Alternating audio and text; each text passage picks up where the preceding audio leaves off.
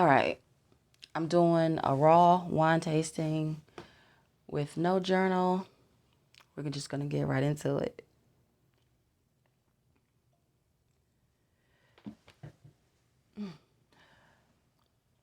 So hey, how y'all doing? It's Indiana, and we're definitely about to have some wine. We're doing a raw sampling today. It's a Uncork the Culture melanated wine, white wine, 12.3% alcohol by volume. This was a gift from a friend of mine. They got it for me for my birthday. Apparently, this is a local winery. Again, melanated wine. So that means, of course, it's Black owned and operated. And it's not really like a vineyard, it's more like just a spot to get wine, per se, as far as the title of a winery. This is what the person who got me the gift said. So as you can see, it's a twist top. So pretty easy to open on camera. There we go. Oh, I don't know if y'all could see that, but do y'all see like the sediment coming off of that? Usually that's something you see with more red wines, like opening up and some of the sediments come off. It's not uncommon for white wines. It's just usually you see it for red wines. So to properly taste a wine, you only pour a small sample, about that much, and then the server, bartender, allows the person who ordered to sample it. You take a look. Okay, so it is well after midnight, okay? And I have fluorescent lights on and it's dark outside. So looking at the color of wine without natural light, it's a sin in the wine world. But you swish it around, as you can see. Make sure it gets, at least halfway up in the bowl. Like if you were to pour yourself just an actual glass, try to get where you swirl to about that point. What that does is it allows the all the flavors and the smells to kind of burst open up, fill up the glass, and then when you sniff,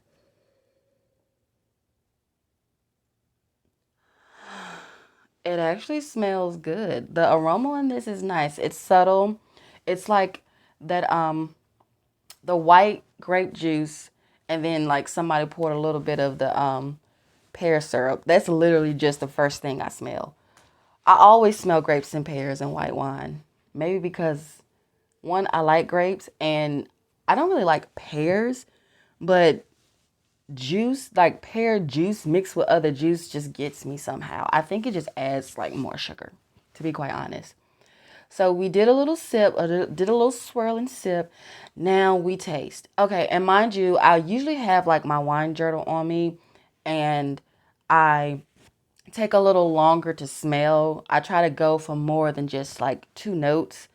Usually it's like try to find some type of fruit, some type of flower, and something, an inconspicuous type of note. So I gave you grapes and pears, a flower. Let's see if I can smell some flower in here.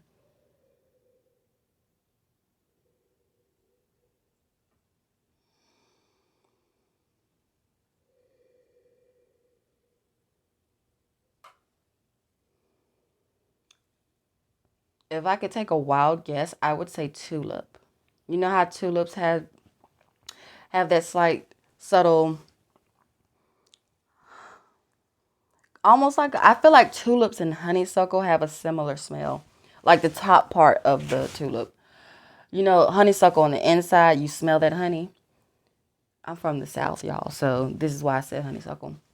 So an inconspicuous smell. Maybe it is honeysuckle that I smell and not tulip. But like I said, those two tend to smell similar to me. For instance, roses smell different from other flowers. If you lean a little bit closer, roses really smell like boo, ooh, ooh, ooh. And an inconspicuous smell. Let's see, something inconspicuous about this wine.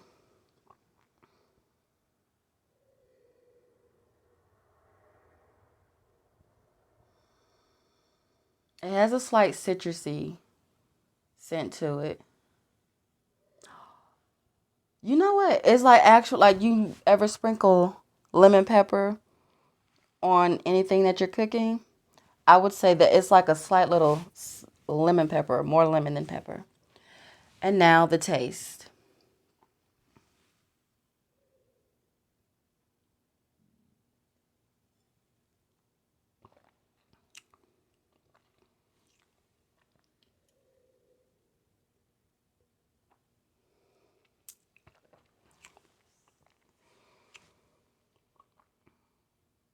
Okay. So for all those flavors and smells that I just gave you, you taste none of that. And that's not uncommon for wine in general. What you smell is the dirt. That sounds a little odd, but it's true. You smell the dirt. Like people often like to ask, like, how does wine have all these different smells when it's only grapes and what have you? And it's like, for one, it's not necessarily only grapes.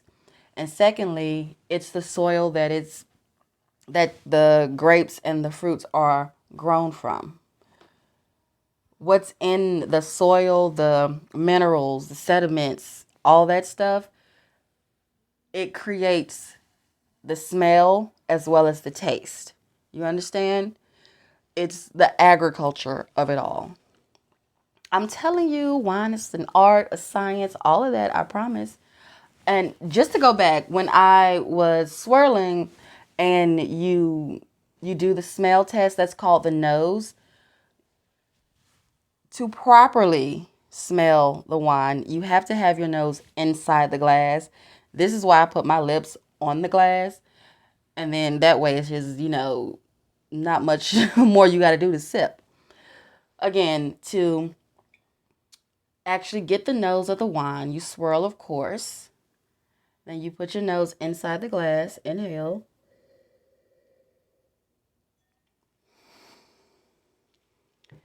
And usually with a wine tasting, they suggest you inhale a few times, swirl and inhale a few times.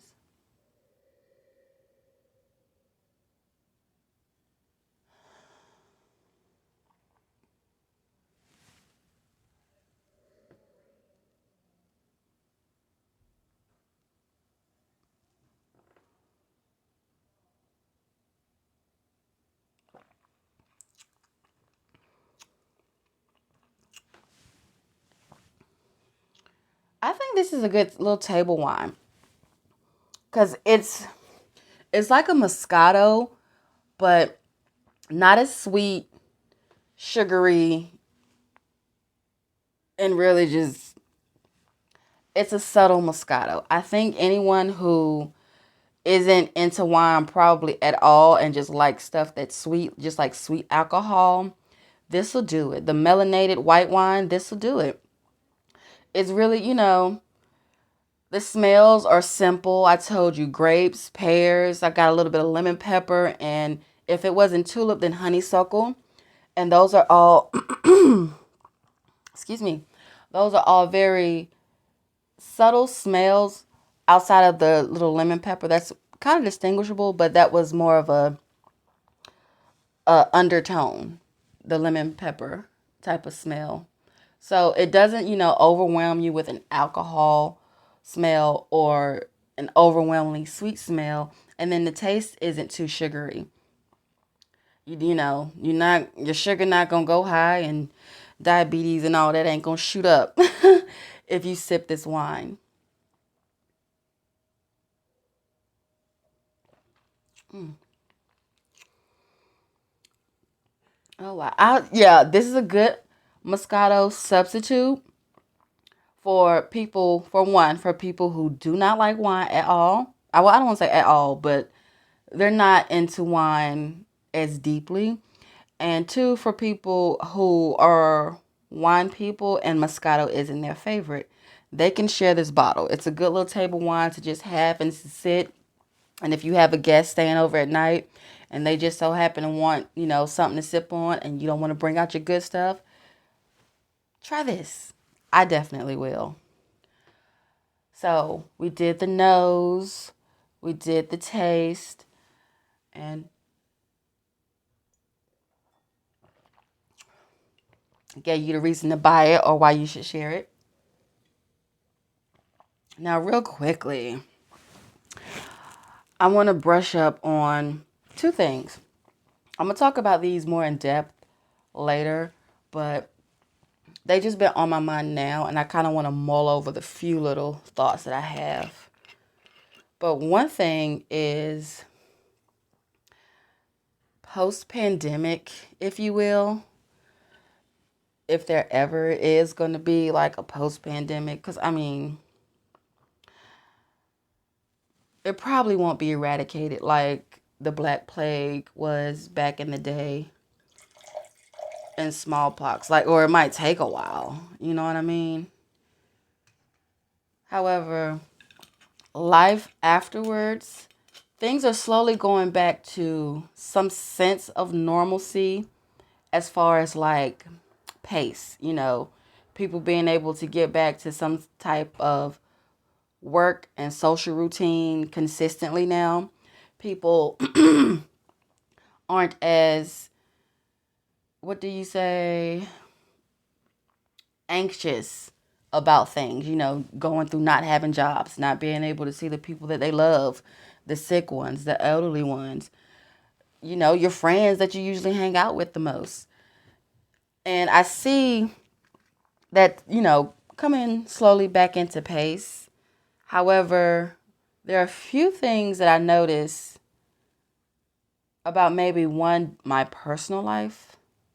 Because for me, the pandemic didn't drastically change my life, but it did change how I interacted with people because of the type of job that I have. And I work a lot. So most of my socializing was whether it was people that I work with or used to work with or people that I met at work. That's literally most of the people that I know. However, interacting with them, with other people who, when I went out, I was much more of a people observer, and I still am. Yes, of course. But now, the things I'm thinking in my head about people, I start more conversations, or I'll at least say hi. I was a bit more reserved, if you will, before the pandemic because I would be people watching or observing and studying people's behaviors, how they were when they were by themselves, if they were waiting for someone, and how they acted when they showed up. And I've always been a conversationalist as far as, again, being at work and starting a conversation with the guest. I bartend as well as serve. But now I ask maybe much more deeper questions. You know what I mean? Instead of just follow-up questions, I ask much more deeper questions. Like I genuinely ask about people's families, their sick ones, their loved ones, who they missed, and things like that. And as far as my daily routine, I am so glad. Well, during the pandemic, I drank more wine than I usually do. So that's definitely a habit that I turned into a hobby to be constructive. And then two, after getting over, just getting over being toasted all the time, don't judge me, but after getting over being toasted all the time, it was like, okay, I need some movement. I'm used to walking around all day and being active, athletic. I need to go do something. My gym membership is cut off right now because of the pandemic.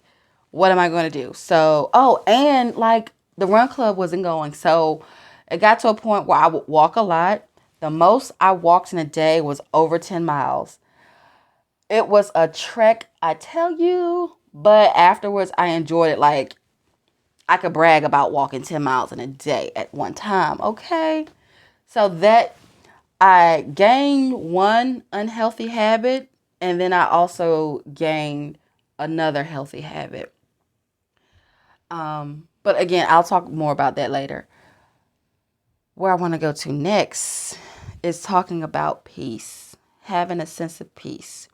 Really quickly, the past 10 years or so, I've been, as what people would say, on a journey. Like, I've been on a sojourn to tranquility, if you will. Because once upon a time, like, I genuinely like people. Like, I want to get to know people. Friends matter to me. I don't think friendship is something you need to play with, nor should you mistreat your friends, especially the ones you've made into family. You call them best friends, close friends, or what have you. And, if people don't naturally get along, it's understandable. If your family isn't the best, isn't the most supportive, you learn how to work with it, like in a introspective sense. It's like, growing up, I've come to learn this about my family based on how I've been treated and their reactions to me. So this is what I surmise about my family. And in order to, if you want to maintain some sort of relationship with your family, but also keep your sense of peace, you decide how you're going to move, how you're going to be around them, interact with them, and keep up with them, so to speak. And throughout the 10 years, my sense of peace has been tested. And in some cases, I've been passive because a lot of the time, from what I've learned, a lot of things are unnecessary. Like, people want to get a reaction out of you. There are people who are just kind of addicted to drama and stress. People are offended by the fact that you are peaceful, you are calm, that you give another human common courtesy and respect to be human. You know what I mean? Like, you don't react to every single mistake that another human makes. You don't obsess over what another human is and isn't doing and all of that. And meeting other people like that, one, I can tell that energy immediately, whether they speak to me or not. And I'm ever so grateful of being able to be keen on that type of vibe, as people say. However, kind of like people who are like attention whores, that's pretty much what a drama queen is. Like, people who don't appreciate peace, that's what they are. And it's like, I have to navigate through that my entire life. And me being a bit more passive and what I consider myself allowing person the opportunity or the freedom, non-judgment, or what have you, space to be human, is making a few people have me fucked up for real. And like I was when I was younger 10 years ago, it still produces the same reaction. Like, I get more reactive. Whereas before, where, I'd be like, well, what does that mean? You got a problem? You know what I mean? It's like, I'll explode. Like, my friend that got me the wine, he was like, so you're more like a volcano. And I'm like, here lately, for sure. Yeah. The past 10 years. Yeah. Because what is the point? You know what I mean? Anyways, let me finish this off and sip and see y'all later, because I have to be at work in about, hold on. Amazon, ¿qué hora es? Es la 1:17 de la mañana. Okay. So it's 1:17 in the morning and I gotta be at work in less than 5 hours. So bye. Subscribe.